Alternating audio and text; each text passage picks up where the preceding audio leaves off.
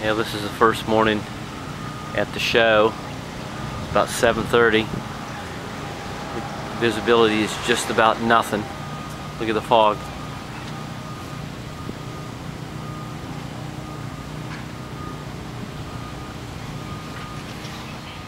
Okay, this is Florida Flywheelers Tractor Show, February the 22nd. This is my pile of crap. This is the Model A coupe in one of my other videos. Actually, it's a sports coupe that I welded the top on.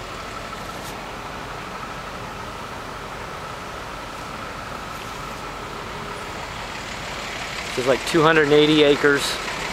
Probably about, I don't know, 28 miles of vendors. And I'll get some more video tomorrow. Alright, the sun's burning off a little bit. Some of the stuff, selling off some of my son's guns.